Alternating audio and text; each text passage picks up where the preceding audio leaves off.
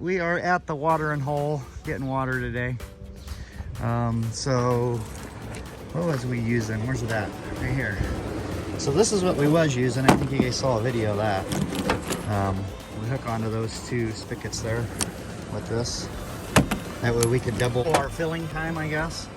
But we finally got a 2.5-inch fire hose and got banjo fitting, and we got a fire hose connection. It took like a month to finally find one of these that would work on this. It's a 2.5-inch, which is kind of an oddball. Most of them are 2 and 3.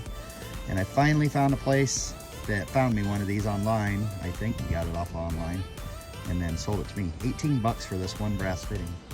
So anyway, this is cutting our fill time down a lot.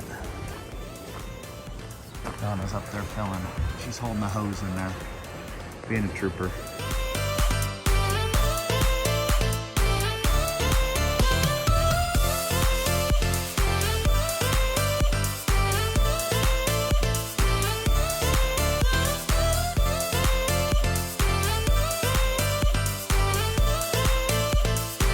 Okay, we are full. Took about seven minutes to fill 300 gallons. We filled almost to the top. Okay, we got back from getting our water, and now I'll show you how we get it from the truck into our holding tank. We got our little generator and a drop cord in the cart. And we got to go over, transfer the water from the tank to our holding tank. And we think we might have got too much water because we was already at like 2,700 gallons. But I'm on call next week, so I can't leave down to Elfrida to get water. So we like to have it full before I go on call. Yeah, and she's got laundry to do today, so that'll use about 100 gallons. So we want to make sure it's full, but I think we're gonna be over full. But we'll get what we can in there. I know. Okay, so our fill hose is left in the tank with the sump pump. We just leave it in there all the time. So first step, remove the vent cap off the top of the big cap.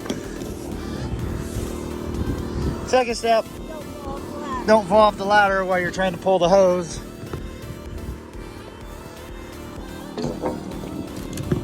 And the hose fits perfectly. The hose fits perfectly down inside that hole, just like that. Next step, Donna will plug in the sump pump that stays in the tank all the time. And we will have water flowing if she gets it plugged in. There it goes. All right, you can see the hose dropping. We are filling. That's it. Now this little float thingy here, I drilled a little hole right there. You can probably see it. Inside there is a jar filled with sand, just enough that it just floats. And I just tied a string onto it. And today is Dean's birthday. Happy birthday! Wow. So anyway, the numbers on the tank go, 200, 400, 600. So what we had to do is put duct tape, which is kind of tacky, but it works. But anyway, to reverse the numbers is what we did. So as you can see, we're already down to the 400 would actually be 2,800, and the 200 is actually 3,000. So we're already at 2,800 gallons, and we've got 300 gallons in there. So the problem is when you get up to 3,000 gallons, this overflow pipe here, it'll get up beyond that, and we don't want that because then we lose all the water. It's got a banjo on it, as you can see here. That's how we used to fill it when we were paying somebody to come do it. He would hook his tank onto that with a banjo fitting and then fill it from the top. So we don't want it to get that high because then we're in trouble. We'll start losing our water out of there. So we'll see how it goes. If we can't get it all in there, what we'll do is just leave the tank in the truck for today.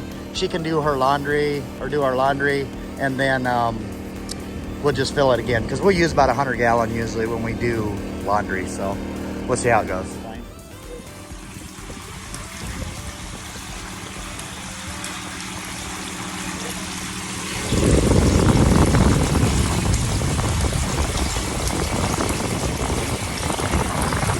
Now she's got to push the hose back in there. And then we've got a little catch system set up on it. See, we got a chain that hooks onto those 2 ties. Drop it down inside there and it stays hooked onto the chains. And all we gotta do, put our vent cap back on and see where we're at. Look at that. That's the overflow.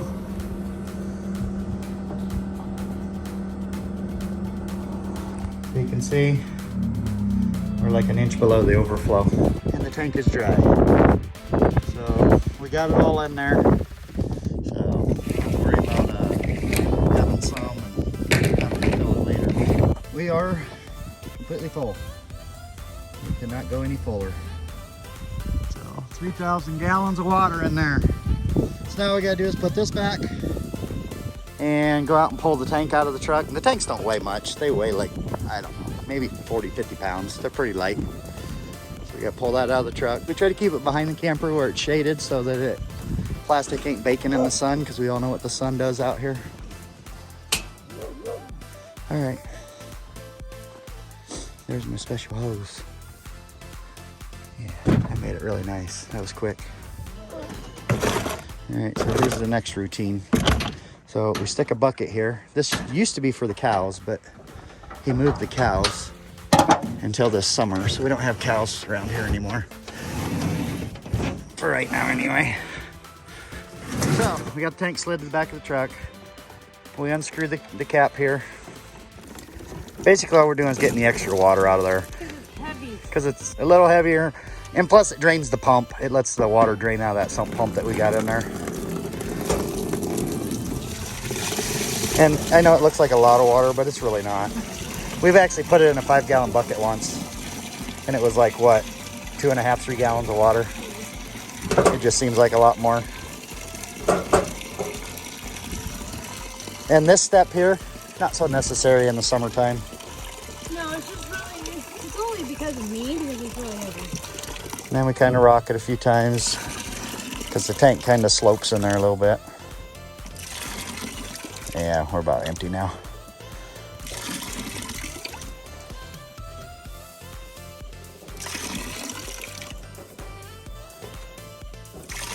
That's good. Okay, then we close the ball valve, stick the cap back on, and we're good to go.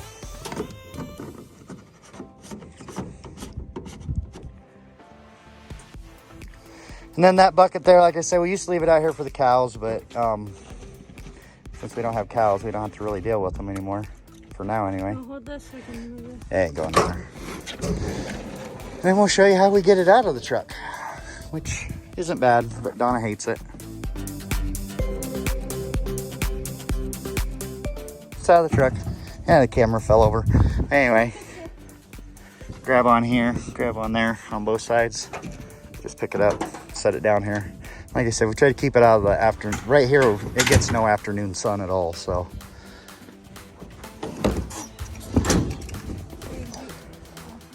That's it.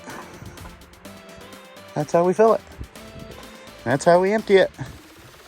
Now all we gotta do is take all this stuff back, put it back in the shed, and we're good.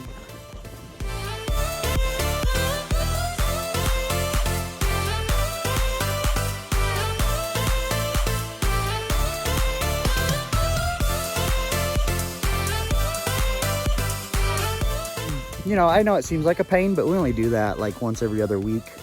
So it's not really a big deal. Sometimes it's even less than that. So next thing we got to do is take this LP tank. We're going to take it up. We're going to go have breakfast with her parents. We're going to take the LP tank with us, and we're going to get it filled while we're up there. We've only been going through one about every 8 to 9 days. Now that it's starting to warm up, we're running the furnace. So yeah, so that'd be it.